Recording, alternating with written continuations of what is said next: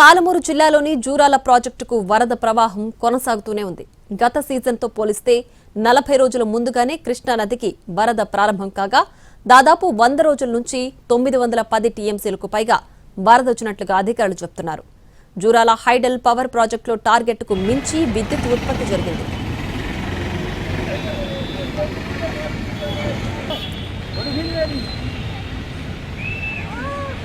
ఇక దీనికి సంబంధించిన మరింత సమాచారాన్ని జూరాల నుంచి మా ప్రతినిధి అహ్మద్ అందిస్తారు.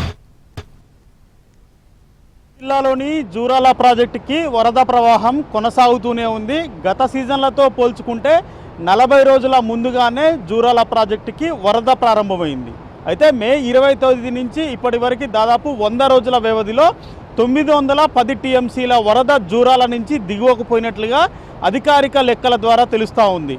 ఇక ఎగువన పశ్చిమ కనుమలతో పాటు మహారాష్ట్ర, కర్ణాటకలో కురుస్తున్న భారీ వర్షాలతో ఎగువ నుంచి వస్తున్నటువంటి ఇన్ఫ్లోలకు తగ్గట్లుగా క్రస్ట్ గేట్లను ఎత్తి నీటిని దిగువకు విడుదల చేస్తున్నటువంటి పరిస్థితి మనకి జూరాల వద్ద కనిపిస్తూ ఉంది. మనం ప్రస్తుతం విజువల్స్లో చూడవచ్చు. ఇప్పుడు కూడా జూరాల క్రస్ట్ గేట్ల నుంచి కృష్ణమ్మ పరవళ్ళు తొక్కుతూ దిగువకు ప్రవహిస్తున్నటువంటి దృశ్యాలను ఇదే మాదిరిగా గడిచిన 100 రోజుల నుంచి కూడా ప్రవాహాలు కొనసాగుతున్నాయి.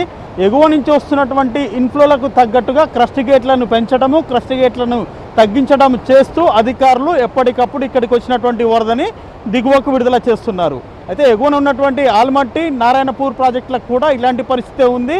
అక్కడ ఇన్ఫ్లోలు పెరుగుతున్న కొద్దీ జూరాల వైపుకి క్రస్ట్ గేట్ల ద్వారా నీటిని దిగువకు విడుదల చేస్తుండగా జూరాల వద్ద కూడా వచ్చిన వరదని వచ్చినట్టుగా దిగువకు విడుదల చేస్తున్నటువంటి పరిస్థితి మనకు కనిపిస్తూ ఉంది.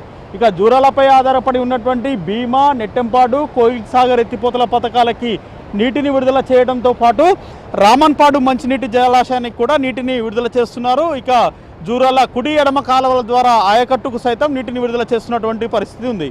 ఇక జూరాల వద్ద ఉన్నటువంటి ఎగువ దిగువ జూరాల విద్యుత్ ఉత్పత్తి కేంద్రాల్లో అంచనాలకు మించి, టార్గెట్లకు మించి విద్యుత్ ఉత్పత్తి కొనసాగుతున్నటువంటి పరిస్థితి ఉంది.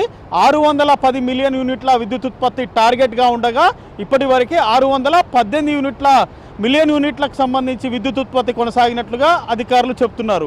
మొత్తం మీద ఇదే మాదిరిగా వరద ప్రవాహాలు మరో 10-15 రోజుల పాటు కొనసాగే అవకాశం ఉన్నట్లుగా అధికారులు అంచనా వేస్తున్నారు. అందుకు తగ్గట్లుగా వచ్చిన వరదని వచ్చినట్టే జూరాల నుంచి క్రస్ట్ గేట్ల ద్వారా నీటికి విడుదల చేస్తామని జూరాల అధికారులు చెప్తున్నారు. ఇది జూరాల వద్ద ఉన్నటువంటి పరిస్థితి. Video journalist సందీప్తో